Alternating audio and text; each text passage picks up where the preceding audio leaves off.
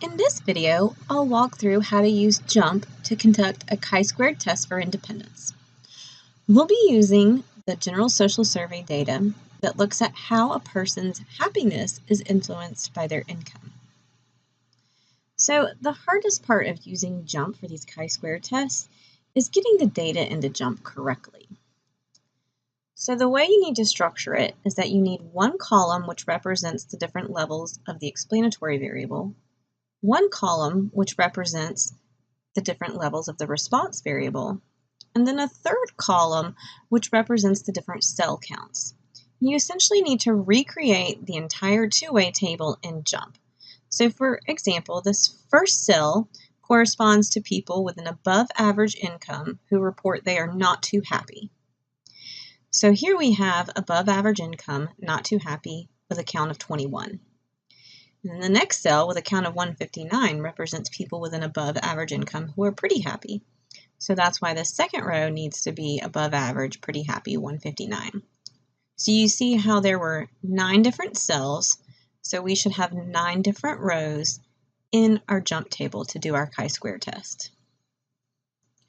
After you've gotten the data input, we're going to go to Analyze, Fit Y by X, which is where we go whenever we're looking at relationships between two variables. In this case, we're trying to look at how a person's happiness is influenced by their outcome. So happiness is going to be the response variable, and income will be our explanatory variable. And then another key step is making sure that you select count as the frequency variable. So again, you need to select the correct X variable, the correct Y variable, and you need to input the counts as the frequency variable. After you've done that, click OK.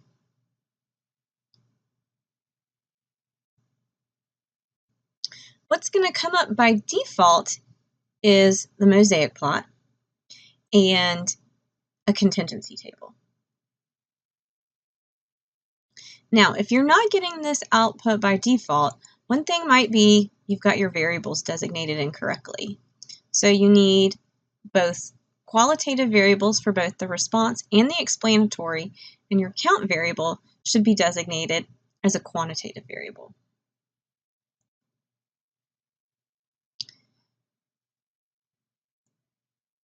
In the contingency table, you can see the first thing in every cell corresponds to the count. So it's always a good idea to take a moment and make sure that what you see in your contingency table matches the contingency table in the problem. Now, JUMP will list the different categories in alphabetical order, so there might be a little row or column switching, but you want to make sure that the counts correspond to the correct categories. JUMP is going to give you a lot more information than we really need here. It's going to give you the total percent, column percent, and row percent for every cell.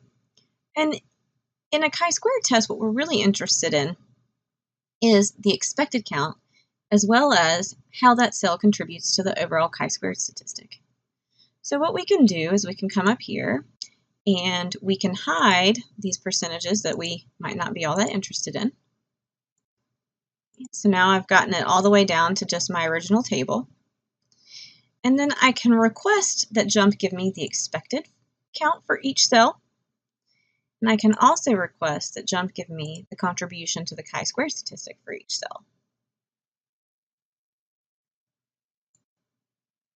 Now, when it comes to the test output, the kind of test we're doing is called a Pearson chi-square test. So we're only going to be interested in the second row of output in the test menu. So the Pearson chi-square test statistic is going to be 73.352, which rounds to 73.4. And then the p-value is going to be very small. It'll be less than 0.001. You can see that the degrees of freedom are listed here. And now, whenever you have a significant relationship like what we observed here, it's also interesting to come back and take a look at the individual cells and see which one had the biggest discrepancy between what you observed and what you would expect if the null hypothesis were correct. And in this case, we see that that biggest contribution is going to occur right here in the not too happy below average cell. So we see we have a lot more people who are not too happy with a below average income than we would expect if these variables were truly independent. So again, make sure that you focus on the Pearson row to get your test statistic and your p-value.